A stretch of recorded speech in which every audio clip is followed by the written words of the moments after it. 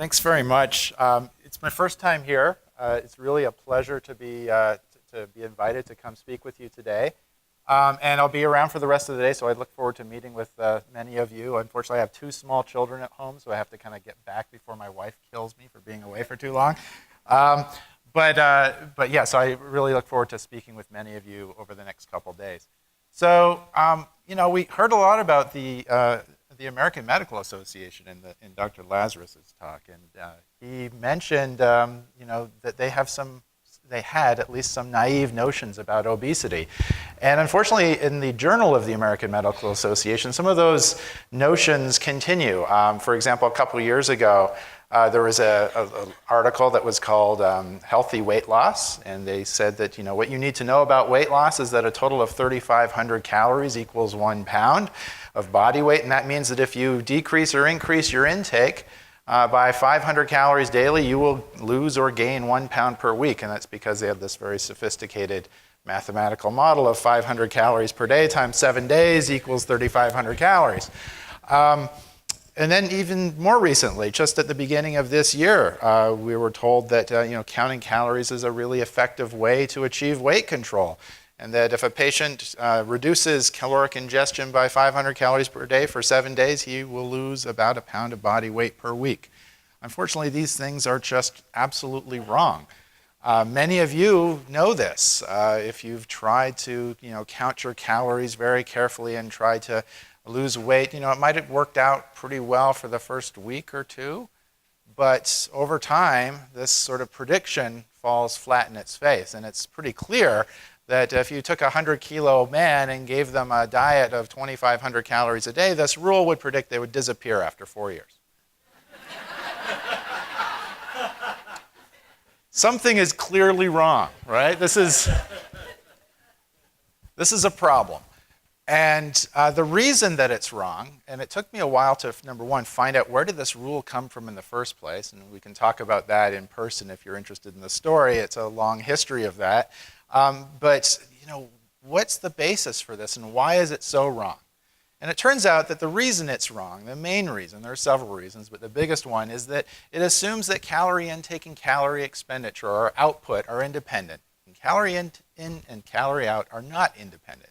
And the error that's being made here is that if you were just able to cut your calories a little bit, nothing's going to happen to the number of calories that your body burns, and you will go into this deficit and lose weight linearly over time. Just keep losing the weight, and your body will not adapt to those changes in the calorie intake. And that's just not how the system works. Body weight is regulated by a series of redundant feedback control loops that control both the calorie expenditure as well as your appetite and calorie intake.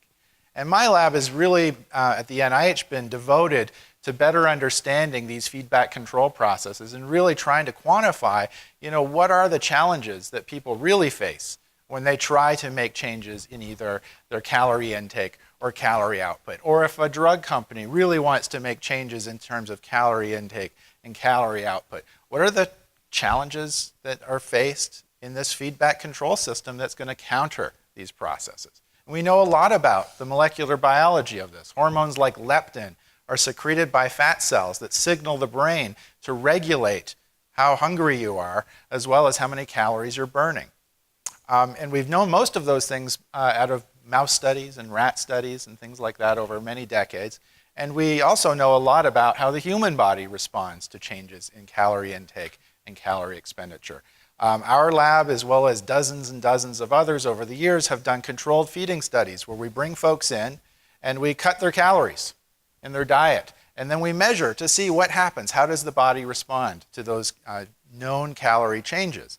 And what we observe is that calorie expenditure does not stay constant. It decreases to adapt, to compensate for those reduction in calories, so that eventually you will reach a new equilibrium where again you will have lost weight, but nowhere near as much as the 3,500 calorie per pound rule predicts, and you will be stable at a much lower body weight. And so those studies have been done so many times and so often, it's surprising that the American Medical Association authors don't seem to have understood that, but we've been able to create mathematical models of how the body responds. Understanding not just the number of calories in the diet, but the composition, the carbohydrate, fat, and protein. How does the physiology underlying these changes in your body's metabolism, how does it respond? And so I thought I'd go through equation by equation with you for the... You're not interested in that, I'm sure. But the basic idea is that if we know something about you in terms of your baseline age, your sex, your height, your weight, as well as knowing something about your food intake and physical activity, we can simulate how your body is going to respond to changes in calorie intake and physical activity and make predictions more realistic than the 3,500 calorie per pound rule about what's really going to happen in terms of your body weight and body fat changes over time.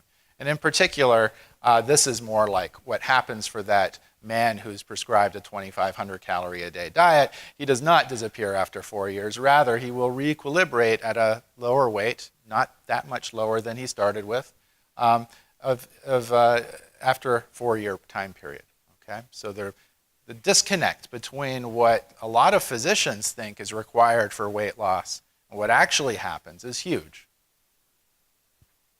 So we've actually put a website on the NIH website which allows people to simulate these things. So this is called the NIH Body Weight Planner.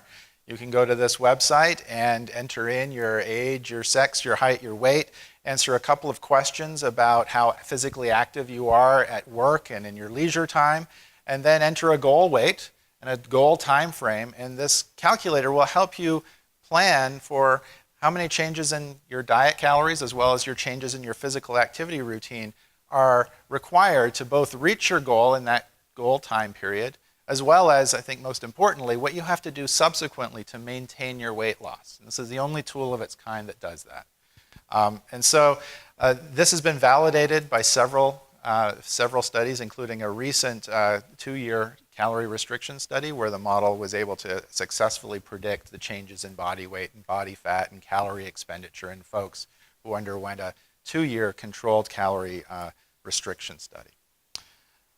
But what most people are interested in is more extreme cases than that. And we're interested in testing our model in terms of how accurate can it be when you really push it to the limits of what's physically possible. Does the model break down at some point? And what I'll share with you is a case where the model worked partially, but then it also dramatically failed for reasons that I'm still not completely, I don't understand. I don't think anyone understands. And it had to do with this kind of opportunistic experiment that we took to study the contestants on season 8 of The Biggest Loser competition. I assume that most of the folks in the audience are familiar with that program, but in season 8, this was the winner, Danny Cahill. He lost over a period of 7 months, 239 pounds. Just an incredible rate of weight loss. In fact, everybody lost a substantial amount of weight over that season. And what I'll share with you is some of the data that we collected on these folks, both before, during the active weight loss phase of this competition that was televised, as well as 6 years later, what happened to these folks. So this is Danny, obviously, before and at the very end of this 7-month competition. On average, people go to this ranch in Malibu, California, and they basically lose weight at an average rate of 1 pound a day, okay, for like 13 weeks. It's a pretty linear rate of weight loss of 1 pound a day. The data points are the boxes here. The model simulations are the curves. Okay, so you can see that the model's doing a pretty good job of predicting both the weight loss and the fat mass loss. So that obviously when you lose weight, you want to lose body fat. You don't want to lose your muscle mass. And more than 80% of the weight loss that occurred in these folks was coming from loss of body fat, which is a really good thing. It probably has something to do with the enormous amount of exercise that they were doing, as well as trying to increase the protein content of their diets. So these folks lose an incredible amount of weight. At the end of this competition, so they go off this ranch in Malibu, they're told to go home, you'll come back to LA for the finale, just keep it up, as if going back to your regular life is going to make that possible. But in fact, yes, they do slow down their rate of weight loss, but it's still about 0.5 pound a day, which is just incredible. And so by the end, these folks had lost on average about 130 pounds.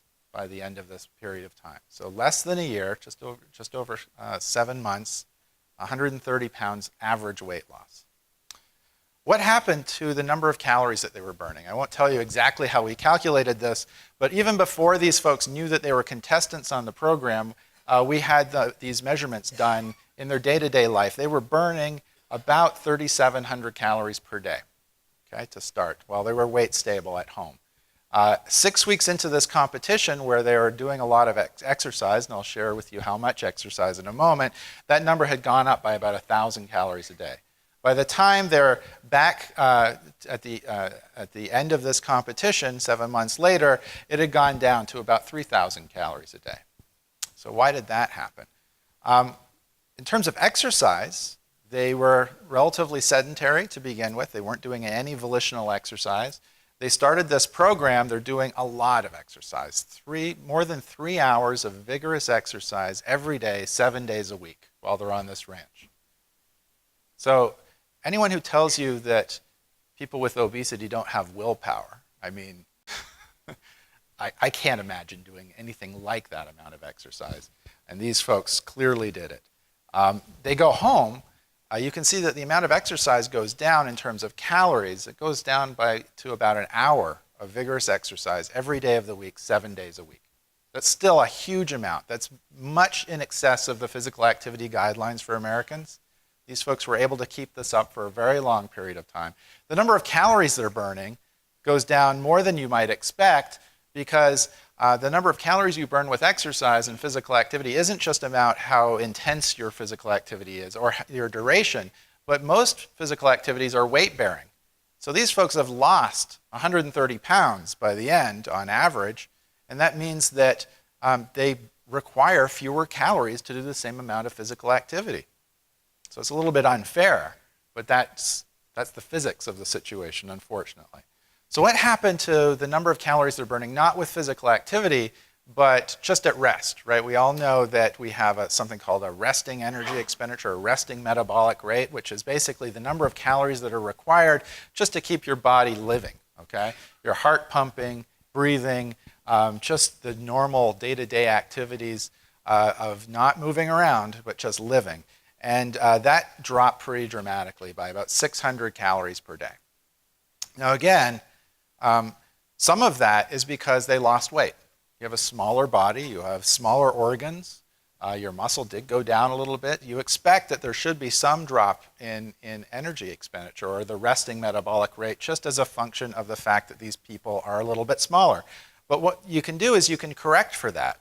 And I won't go into the details, but when we corrected for that, you can see in this graph, this is a plot of the resting metabolic rate as the prediction of the body size, essentially, the fat-free mass, once you subtract off the fat. And this is the best predictor of the differences between people in metabolic rate. And if this person who had basically fallen on the average line had lost weight, you would expect their metabolic rate to go down by a little bit because they're smaller. And what actually happened, these black dots are all of the individual data points for the metabolic rate and their body size at the baseline before they started the competition. After the competition, they all fell way below this curve. So that this person who was expected to just fall along the line and lose a little bit of resting metabolic rate, in other words, the fall along that slope, they fell way below. Okay? And so the difference between where they should be, just based on their body size, and what they're actually burning in terms of their resting metabolic rate is something we call metabolic adaptation.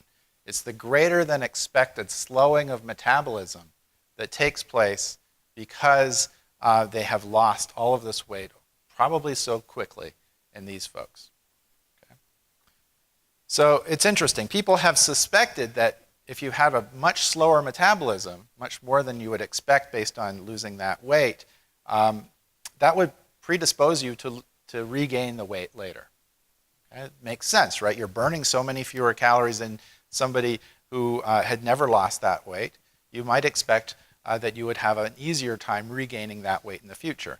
And so we were really interested in trying to find out, is that true? What happens to these folks? Do they regain the weight later? And is that metabolic adaptation, that slowing of metabolism, is that predictive of who would regain the most weight? So, as folks are probably aware, this is Danny Cahill in more recent days.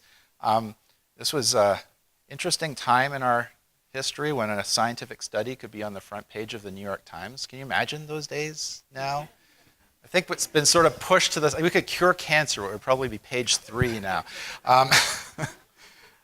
But back in 2016, we published a paper, and at the same time, the New York Times wrote a story about what happened to these folks. And I think that the spin on this story was maybe a little bit disappointing for many folks, and I'd like to share with you how I view this study, because I think that it was portrayed that these folks were failures. And I don't believe that. I'll tell you why. So this was Danny Cahill. He's obviously regained quite a bit of the weight that he had lost. I'll share with you some of the other examples. This is Dina. This is before and after the active weight loss competition. And this is her in more recent days.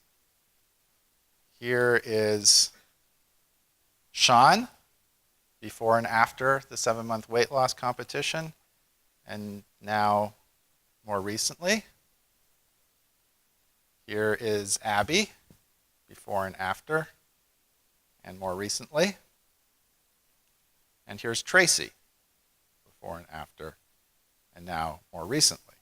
So what I think you can see is that there was a huge variation in the amount of weight regain, which is great from a scientific perspective because it allows us to ask the question, what was different between these people that may have explained why some people were able to maintain more weight loss than others? So here's all of the data. Okay, so what I'm plotting here is the weight change at the end of the 30-week competition. They'd lost 60 kilos, 130 pounds on average. And then on average, they regained about 2/3 of the weight that they'd lost, so that they were 6 years later down by about 12% of their original body weight. So let's ignore the 30-week time point for a second. Being down by 12% after 6 years is a pretty darn good result, okay? It only looks like these people have failed because you knew, and everybody in the nation knew, how much weight they'd lost at the end of this televised competition, okay? I still think that 12% average weight loss is an amazing result after 6 years. We know from a perspective of preventing the development of type 2 diabetes, you don't need to lose anything like 12%. You need to basically keep 5% weight loss. Okay, those are clinically significant benefits. So I think that was part of the spin that was placed on this group, which I think needs to be corrected. But you can see there's a variety of weight regain, and one of the questions was it the folks who had the greatest slowing of metabolism at the end of the competition? Were those the ones who regained the most weight? And the answer to that question was no. In fact, the biggest contributor to weight regain was physical activity. Okay, the folks who had actually increased their physical activity the most were the ones who regained the least amount of weight. And so what I'm plotting here is I've broken this group up into the folks who had continued to maintain the most weight loss. That's the greater than 13% weight loss. On average, it was about 25% weight loss. And the folks who had regained more than 13%. And on average, they had gone right back up to where they started, even 1% above where they started. Their physical activity between these two groups was hugely different. Okay? The successful weight loss maintainers had a 160% increase in their physical activity compared to before the competition, whereas the other group had still an increase, but nowhere near the same degree. Both groups continued to cut calories in their diet by about, I think it ended up being about 400 calories per day. So the biggest difference between these two groups was in their physical activity. Interestingly, differences in physical activity during the weight loss competition, during the phase where they're actively losing weight, did not predict who was losing more weight than the other. These effects of physical activity seem to arise in the long term, in the maintenance phase, not during active weight loss. So when people sign up for gyms to lose weight on January and they step on the scale and they don't see all that much of a difference, that's not a reason to quit, okay? It just doesn't impact you that much during the weight loss phase. It's really going to show its benefits later on. So if you're not doing a lot of exercise, maybe this as well as several other studies suggest that that really shows up in terms of helping you keep the weight off. There was no effect of, these are the individual data for those making that same point. Here is the big surprise in this study. The one that our model fails to predict, the thing I failed to predict before doing this, was that the resting metabolic rate, despite the fact that these folks had regained a substantial amount of weight and therefore should have increased their metabolic rate, did not change. It was still 600 calories, in fact 700 calories a day lower than it was to begin with. And if we account for the fact that they'd regained the weight, this metabolic adaptation may have even increased. Okay, so they were burning far fewer calories than they should be for that regain in body weight. And we still don't understand why that is.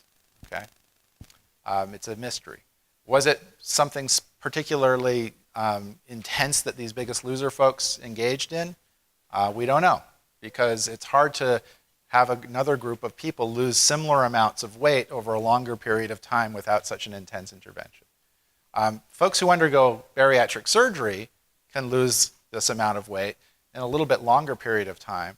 And we have studied and compared those bariatric surgery folks with Biggest Loser folks, and their metabolic adaptation, this greater than expected slowing of metabolism, is there at 6 months after surgery, but it goes away after a year. In other words, they're back to where they should be after a year. So now the question is that something special about the surgery, or is it something particularly special in a bad way about the Biggest Loser intervention? We don't know the answer to that question. It's still a mystery.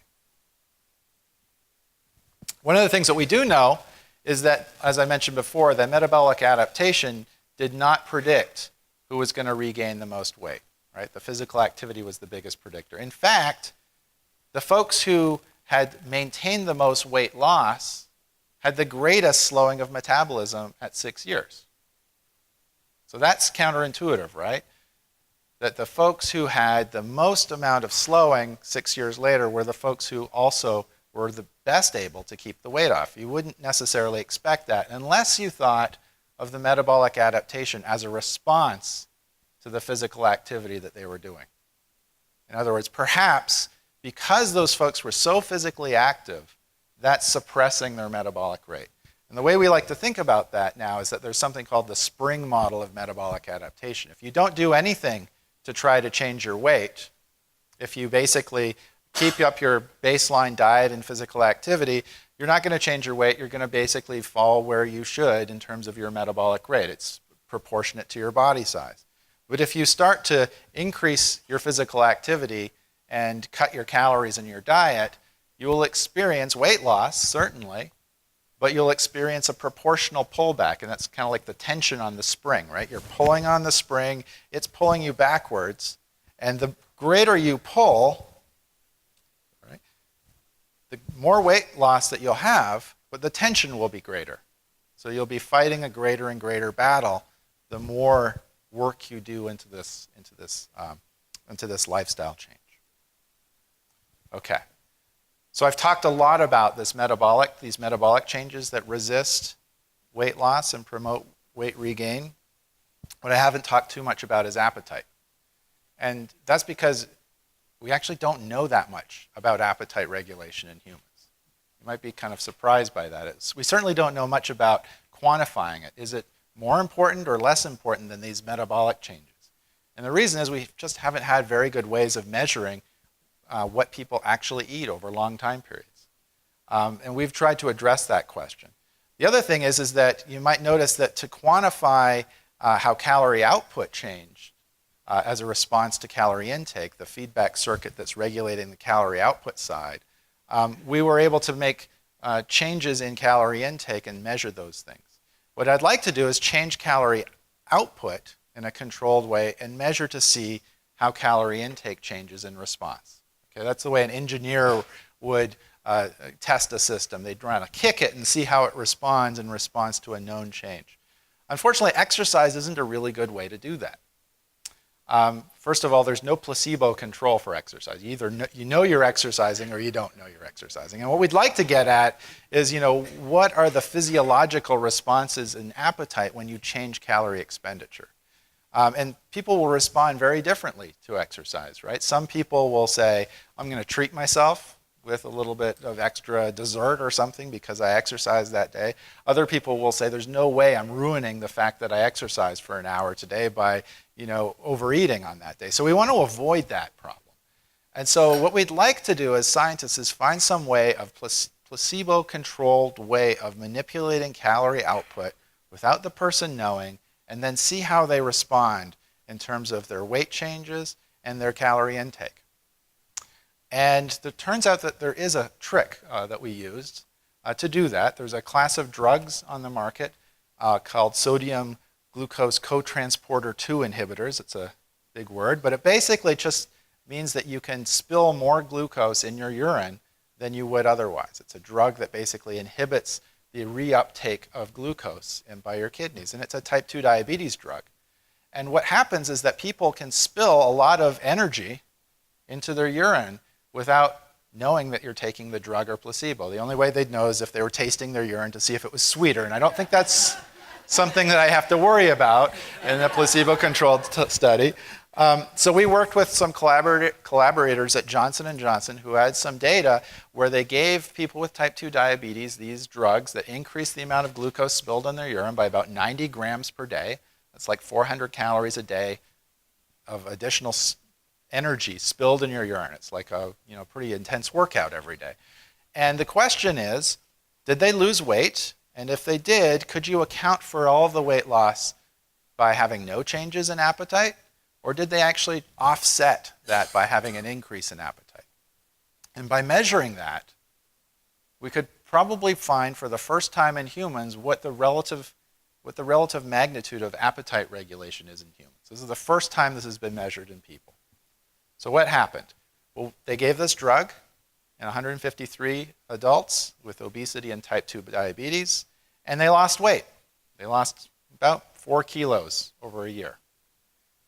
If they hadn't changed their food intake, they should have lost about 12. Okay?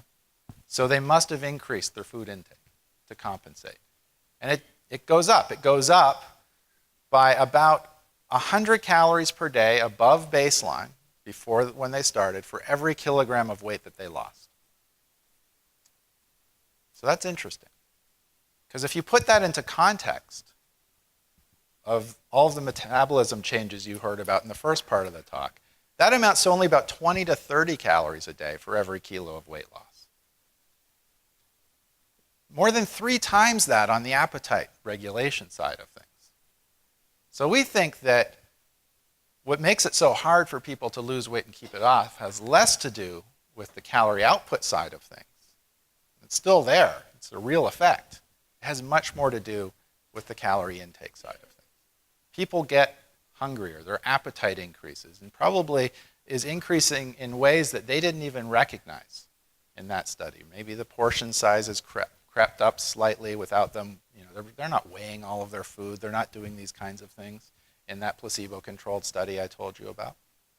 And I think this has important implications about how we think about treating obesity and what people really experience when they try, through lifestyle changes alone, to change their body weight. And let me share with you what I mean by that. Here's the typical weight loss curve for almost any lifestyle intervention. This just happens to be Weight Watchers. I'm not trying to pick on Weight Watchers. It could be anything. And what people often see is that they can lose weight for the first 6 to 8 months, then they reach the dreaded plateau, and then they start to regain. And the question is, what's underlying this trajectory? What's going on in terms of calorie intake, calorie output? What's going on in terms of appetite, metabolism underlying this curve? If you ask people to report using one of the standard mechanisms that people use in nutrition science, to report what they're eating 1 month into their diet and then 1 year later, they'll report eating the same thing. Okay? So no difference in self-reported energy intake. while they're successfully losing weight versus a year later when on average most people have not lost any more weight than they did at 6 months. So that led us to believe in the past that, oh, it was all due to slowing metabolism, right? That the slowing metabolism, which I showed you happened, was the main driver behind the weight loss plateau. Because after all, if people aren't eating any different, then it must be the fact that their metabolism has slowed down. I don't think that's the case anymore, because when we analyze this kind of data, what we see is that the curves for calorie intake and calorie expenditure, the blue curve here, suggests that people cut a lot of calories at the start of the program, and that sort of drifts back upwards over time. As a physicist, I call that the exponential decay of diet adherence. Calorie expenditure does go down. That's the orange curve here. And from what we know about that 20 to 30 calories per day for every kilo of weight loss, it goes down a little bit. But the range of change you can see is on the blue curve, right? The calorie intake is driving most of these changes. And so where those two curves cross, that's the plateau, right? That's where calorie in and calorie out are identical again. That's the state of balance. And then the blue curve creeps up above the orange curve, and that's the state of weight regain. So what's going on here? I don't know for sure, but I have some ideas. Let me tell you about them. So if you think about that appetite regulation again, before you've lost any weight, it's easy to cut calories. But as you lose weight, you want to be eating more than you were before by 100 calories per day for every kilo of weight you lost. That was that number that we came up with. So in fact, your appetite goes up the more weight you lose. And so if you think about that weight trajectory, that's the reverse of what I showed you before. The more weight you lose, the more you want to eat. Now, that might not be all, consciously registering in people's minds. The fact that the dashed blue curve is above baseline, based on that 100 calories a day increase in appetite above where it was before you started the program, the fact that these folks are cutting calories despite wanting to eat even more calories means that they're putting in an effort to not go above baseline. Okay? And I think it's kind of interesting to think about the difference between what the physiology, what your body is telling you should be eating, that's the dashed curve, and what you're actually doing is the effort that you're putting in. And in fact, over that time period, you can see for the first 12 months or so, the effort is pretty constant. So despite the fact that calorie intake has drifted almost back towards baseline, people are still putting in a huge amount of effort to just stick to that program. And the fact that they report eating the same amount 1 month in versus 12 months in probably reflects the fact that they're still putting in the effort. At least that's the way I interpret this. So, what does this mean? Well, I think I've demonstrated, and many other people have demonstrated, that the body does resist weight loss and promote regain through slowing metabolism and increased appetite. But the long-term maintenance of lost weight, which can happen, requires ongoing support and persistent effort. We can't think of weight loss as this 3-month block and then you're done, right? You really require ongoing support. And that's why these state laws that were talked about for obesity pharmacotherapy being limited in duration are so incorrect.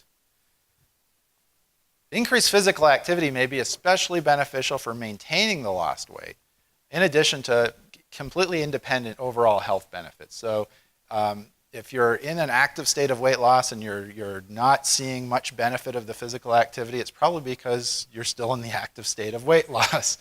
It's going to show its benefits later in helping you facilitate the maintenance of lost weight.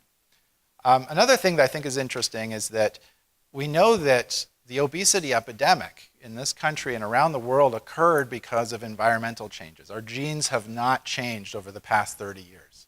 And so one thing that we might want to think about is try to re-engineer your local environment to avoid the temptations, to avoid these issues that have perhaps made us susceptible to gaining the weight in the first place. And then the drugs that may help, but again, they have to be sustained to have lasting effects. We can't just use them for a period of time and expect people to just keep it up over time. This is a chronic condition. It's not something that can be thought of as a quick fix. So that's all I had to say about this. I hope we have a few more minutes for questions. Thanks very much.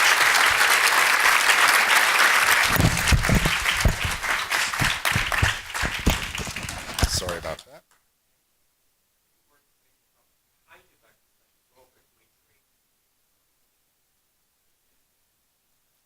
Yeah, no, our studies haven't really addressed that. Yeah, sorry, the question is there any information about the type of exercise that might be most beneficial for keeping the weight off? And I think that the research on that question is really just beginning.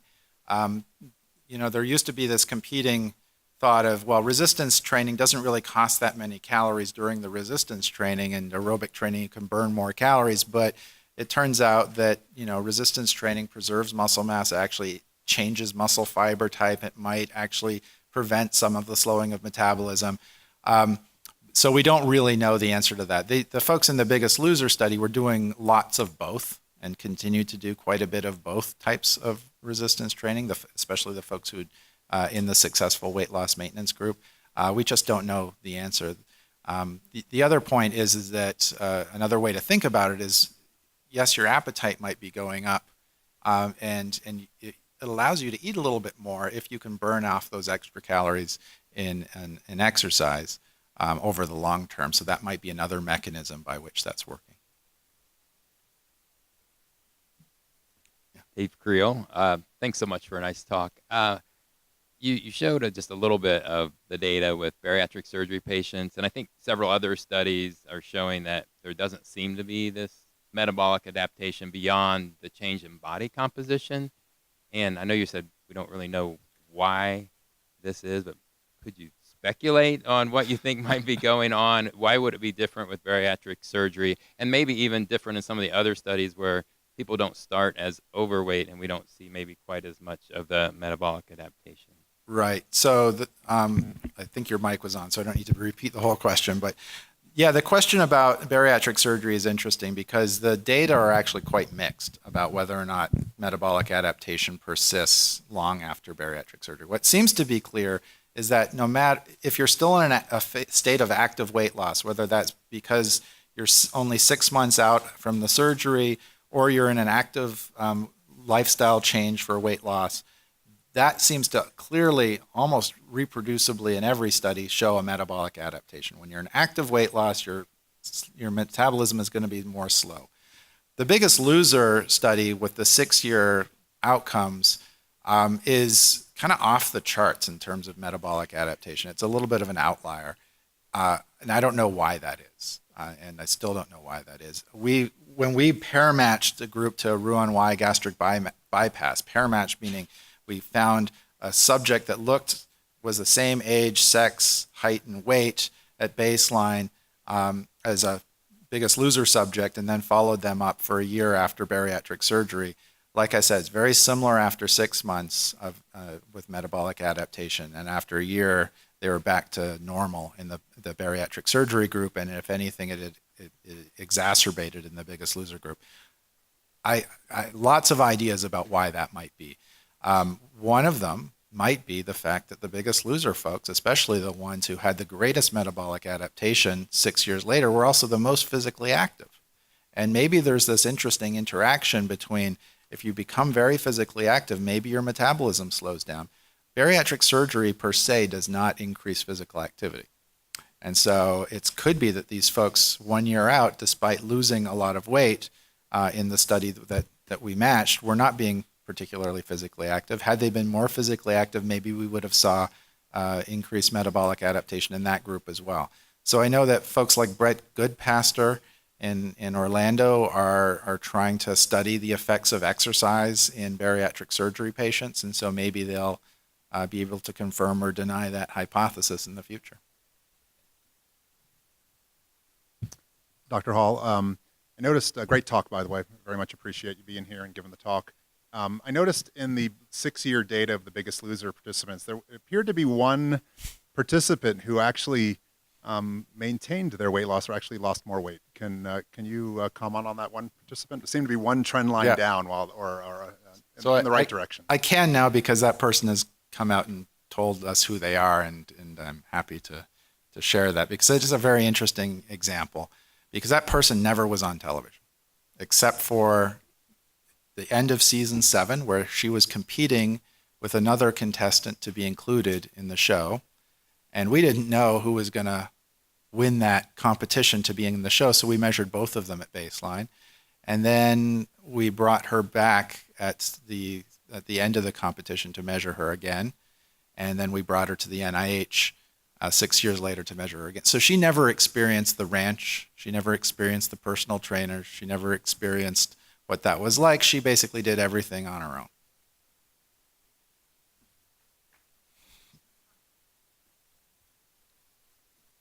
Yeah.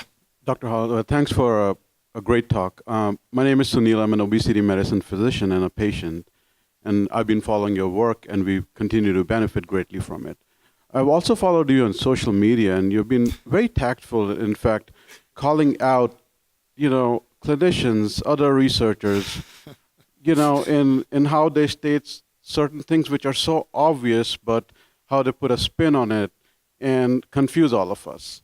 So, for us in this audience, very simply, a few tips. How do we address that? Because it could be our family, it could be our physician, our neighbor. And how do we deal with such things? I think it's a great question. And Scott mentioned I did my PhD in physics. I never, and when I did my work, I thought it was important, but nobody had an opinion about it, right? So you wouldn't go to your family dinner and say, oh, what did you do today? Oh, I did a study on, X. And I was like, yeah, great. But if you say you study obesity and weight loss, it's like, well, let me tell you what the best diet is, or let me tell you how this really works. And here's my personal experience. And it's fascinating. And I don't know how to deal with it. I do my best to basically point out where I can show a factual error in what somebody has said based on our studies or other studies that have been done in the literature, while at the same time acknowledging that people can have success with a variety of approaches. And if that works for you, that's great. And I fully support whatever you're doing to improve your health and have such great successes. But don't presume that that's going to work for everybody. And don't presume that that tells you something about what the cause of obesity was to begin with. And that's sometimes a tough conversation to have tactfully, even on social media. I try my best to to stay above the fray on that, but I get especially perturbed when folks with advanced degrees and have a huge reach, who will remain nameless at the current company, make outlandish statements about the way the system works, where it can be demonstrably shown is not the way the system works.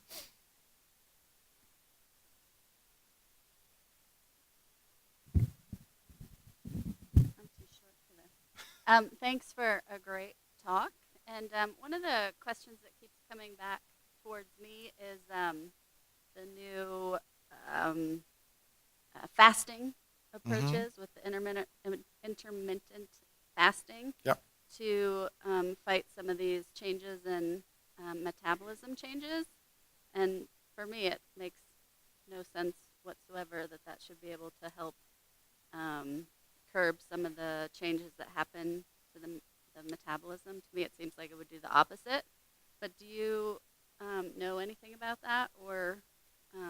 Yeah. So there've been several studies that have been done now, and when the initial research was coming back with very small numbers of subjects and different intensity of intervention in, say, a continuous calorie restriction versus an intermittent fasting group, it seemed like intermittent fasting might have some benefits for weight loss.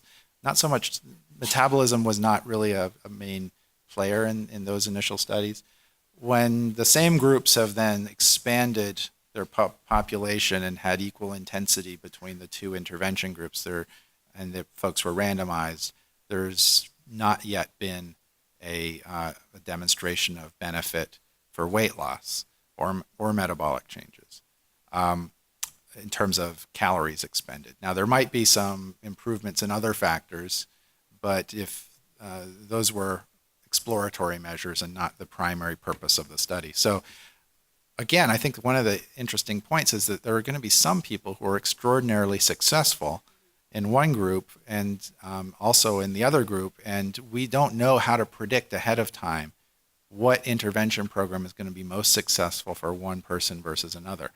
The folks at the NIH tend to believe that there's some biological difference, that if we could measure something in your blood or do a certain test, we might be able to predict what happens. There was a study, unfortunately, with the opposite result that was published in the Journal of the American Medical Association earlier this year by Christopher Gardner's group at Stanford, which was specifically designed to test whether pre-specified predictions about what kind of diet would be better for certain people versus others actually was demonstrated in the data, and it turned out that they could not predict it. That despite retrospective analysis suggesting that people who are insulin resistant might do better on a low-carb diet and the opposite for people on a low-fat diet, there was no evidence that that was the case. So we still don't know how to predict what intervention is going to work best for what person. It may have less to do with biology and more to do with your social interactions, right? It's going to be much more difficult for you to stick to a low-carb diet if the rest of your friends are on a low-fat diet or are vegans than the opposite. And so I think that what's underplayed a lot in the biology is the fact that these social factors make a huge amount of difference. Eating isn't just a biological function, it's a social activity that we all engage in. And we need to make changes if we want to change our weight that we're happy with in our eating behavior and that work with our social situation. And we don't have good ways of studying that right now. And we don't have good recommendations, unfortunately, right now. Thank you. Okay, sorry, last question. Thanks so much for the great talk. I have 2 questions/reflections. One in regards to the model that you've developed. I think it's a great tool, but thinking about the framing of that model, because I think there might be a little danger that we imply that people can just say, well, I'm losing 20 pounds no matter what, that our weight is in our conscious control. And we know that there are a lot of subconscious processes that are going on. That's one thing, maybe you can comment on that. How do you see this model is being used, or do you provide any framing for how it should be used or thought of? And the second comment is, should we be rethinking the term diet adherence and decay in diet adherence, because is adherence also implying that it's something that's in our conscious control, while we see that there are a lot of things going on the biological side? Right. Yeah, no. So I think that was the point, is that before we started thinking about these appetite changes and the fact that those appetite changes are not necessarily operating in our conscious mind, but are probably operating in the hypothalamus and striatum and other parts of the brain that do not raise to the level of consciousness, that it's people who think that your food choices and how much you eat, unless you're weighing every single thing that you eat and are completely abstaining at other points in time as under complete conscious control, are deluding themselves. That's not the way the system works. Now, the messaging around that, I'm not a marketing person, I'm a scientist. I don't know the right way to message these things. The tools are based on just facts. If you were to eat this number of calories, and if you were to do this physical activity, here are the predictions for calorie expenditure, body weight, body fat. Model makes no claims on how that should be interpreted. It's just a scientific tool, and yeah, the messaging around that, I'd be happy to kind of wrap that in better messaging, but it's just, that's the science. Just thinking whether it will build some expectations that, if not met, will lead people to disappointment. Yeah. So maybe I'll play a little bit of ignorance here. I'm a scientist. I can't manage the millions of people's expectations that use the tool. What I can say is that it predicts much more realistic changes than the 3,500 calorie per pound rule, which was basically put there to replace that and make it easier for people. Because I think that message was just change your calories a little bit, just increase your physical activity a little bit, and you can solve this problem in a matter of a year or so. And then you can go back to doing what you were doing before, because that rule doesn't say anything about weight loss maintenance, and you should just stay where you were before.